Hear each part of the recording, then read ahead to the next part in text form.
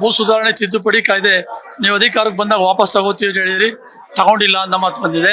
ರೈತರ ಆತ್ಮಹತ್ಯೆಗಳು ಜಾಸ್ತಿ ಆಗ್ತಿದೆ, ಇದನ್ನ ತಡೆಗಟ್ಟಲಿಕ್ಕೆ ಬೇಕಾದಂತ ಕ್ರಮಗಳು ಕೈಗೊಳ್ಳಬೇಕು ಅಂತ ಹೇಳಿದೀವಿ. ಸಿದ್ದರಾಮಯ್ಯನವರು ಸ್ವಲ್ಪ ರೈತ ಪರವಾಗಿ ಚಿಂತನೆ ಇರೋದ್ರಿಂದ ಕೆಲವಾರು ವಿಚಾರಗಳಲ್ಲಿ ಸ್ಪಂದನೆ ಮಾಡ್ತಾರೆ ಅನ್ನುವಂತ ನಿರೀಕ್ಷೆ ಇಟ್ಟಿದ್ದೀವಿ. ಅದೇ ಸರ್ಕಾರ ಅಲ್ಲಿ ರೈತ ವಿರೋಧಿ ನಿಲುವುಗಳು ತಗೊಂಡ್ರೆ ಅದನ್ನ ವಿರೋಧ ಮಾಡ್ತೀವಿ. ಕೇಂದ್ರ ಸರ್ಕಾರ ಏನು FTA ಭಾರತ ಅಮೆರಿಕ ಒಪ್ಪಂದ ಮಾಡಿದರೆ ಅದನ್ನ ವಿರೋಧಿಸ್ತಾ ಇದೀವಿ. ರೈತ ವಿರೋಧಿ ಯಾವ್ದು ನೀತಿಗಳನ್ನ ತಗೊಳ್ತಾರೆ ಆ ಸರ್ಕಾರಗಳ ವಿರುದ್ಧ ನಮ್ಮ ಹೋರಾಟ ನಿರಂತರವಾಗಿರುತ್ತದೆ. ನಮಸ್ಕಾರ ವೀಕ್ಷಕರ, ನಾನ್ ನಾಗರಾಜ್ ಬಿ ಚಂದ್ರ. ನೀವು ನೋಡ್ತಾ ಇದ್ರಿ ವಾರ್ತಾ ಭಾರತಿ ಡಿಜಿಟಲ್. ಇವತ್ತು ಸಿಎಂ ಸಿದ್ದರಾಮಯ್ಯ ಅವರು ವಿಧಾನಸೌಧದಲ್ಲಿ ರೈತ ಮುಖಂಡರುಗಳ ಜೊತೆ ಒಂದು ಸಭೆಯನ್ನ ನಡೆಸಿದ್ರು. ಏನು ಮುಂದಿನ ಬಜೆಟ್ ನಲ್ಲಿ ರೈತ ವರ್ಗಕ್ಕೆ, ರೈತಾಪಿ ವರ್ಗಕ್ಕೆ ಏನು ಕೊಡುಗೆಗಳನ್ನ ಕೊಡಬೇಕು, ಇದ್ರ ಬಗ್ಗೆ ಸುದೀರ್ಘವಾಗಿ 2 ಗಂಟೆಗಳಿಗೂ ಹೆಚ್ಚು ಕಾಲ ಸಭೆಯನ್ನ ನಡೆಸಿರ್ತಕ್ಕಂಥದ್ದು. ಹಾಗಾದ್ರೆ ರೈತರ ಹಕ್ಕೊತ್ತಾಯ ಏನಿತ್ತು ಸಿಎಂ ಬಳಿ, ಇದ್ರ ಬಗ್ಗೆ ಖುದ್ದು ಮಾತಾಡಲಿಕ್ಕೆ ರೈತ ಮುಖಂಡರಾದಂತ ಕುರುಬೂರು ಶಾಂತಕುಮಾರ್ ಅವರು ನಮ್ಮ ಜೊತೆ ಇದ್ದಾರೆ. ಅವ್ರನ್ನ ಕೇಳೋಣ ಏನು ಸಭೆಯಲ್ಲಿ ಏನೆಲ್ಲ ಅಂಶಗಳು ಚರ್ಚೆ ಆದವು ಅಂತೇಳಿ.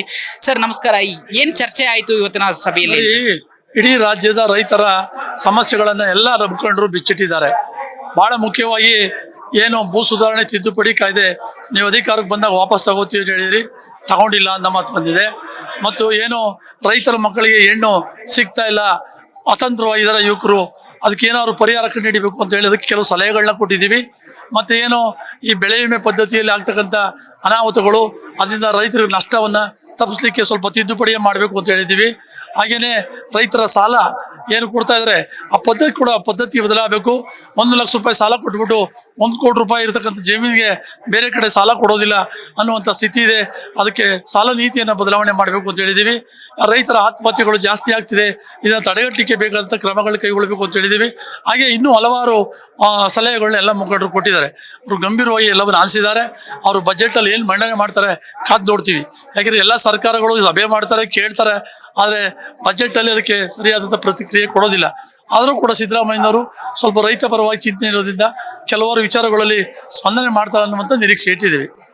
ಸರ್, ಒಂದು ವೇಳೆ ಏನು ರೈತ ಮುಖಂಡರುಗಳ ಬೇಡಿಕೆಗಳಿದೆ ಇದನ್ನ ಬಜೆಟ್ ನಲ್ಲಿ ಈಡೇರಿಸದೆ ಹೋದ ಪಕ್ಷದಲ್ಲಿ ರೈತ ಮುಖಂಡರು ಯಾವ ಒಂದು ನಿರ್ಧಾರಕ್ಕೆ ಹೋಗ್ತಾರೆ? ಖಂಡಿತವಾಗ್ಲೂ ಯಾವುದೇ ಸರ್ಕಾರ ಆಗಲಿ ರೈತ ವಿರೋಧಿ ನಿಲುವುಗಳು ತಗೊಂಡ್ರೆ ಅದನ್ನ ವಿರೋಧ ಮಾಡ್ತೀವಿ. ಈಗಾಗಲೇ ಕೇಂದ್ರ ಸರ್ಕಾರ ಏನು FTA ಭಾರತ ಅಮೆರಿಕ ಒಪ್ಪಂದ ಮಾಡಿದರೆ ಅದನ್ನ ವಿರೋಧಿಸ್ತಾ ಇದ್ದೀವಿ. ಈಗ ಅದೇ ರೀತಿ ರಾಜ್ಯ ಸರ್ಕಾರ ಮಾಡಿದ್ರು ಕೂಡ ಅದನ್ನು ವಿರೋಧಿಸ್ತೀವಿ. ಯಾಕೆಂದ್ರೆ ನಮ್ಮ ರೈತ ವಿರೋಧಿ ಯಾವ್ದು ನೀತಿಗಳನ್ನ ತಗೊಳ್ತಾರೆ ಆ ಸರ್ಕಾರಗಳ ವಿರುದ್ಧ ನಮ್ಮ ಹೋರಾಟ ನಿರಂತರವಾಗಿರುತ್ತದೆ. ಹೇಳಿದ್ರಲ್ಲ, ಇದು ಕುರುಬೂರು ಶಾಂತಕುಮಾರ್ ಅವರ ಮಾತು. ಏನು ಸಿಎಂ ಮುಂದೆ ಸಾಕಷ್ಟು ಬೇಡಿಕೆಗಳನ್ನ ಇಟ್ಟಿದ್ವಿ, ಒಂದು ಪಕ್ಷ ಈ ಬೇಡಿಕೆಗಳಿಗೆ ಅವರು ಸ್ಪಂದಿಸದೆ ಹೋದ್ರೆ ರೈತರ ಹೋರಾಟ ನಿರಂತರವಾಗಿ ಇದ್ದೇ ಇರುತ್ತೆ ಅನ್ನೋ ಮಾತನ್ನ ಅವ್ರು ಹೇಳ್ತಾ ಇರ್ತಕ್ಕಂಥದ್ದು. ವಿಡಿಯೋ ಜರ್ನಲಿಸ್ಟ್ ಗೌತಮ್ ಜೊತೆ ನಾಗರಾಜ್ ಬಿ ಚಂದ್ರ, ವಾರ್ತಾ ಭಾರತಿ, ಬೆಂಗಳೂರು.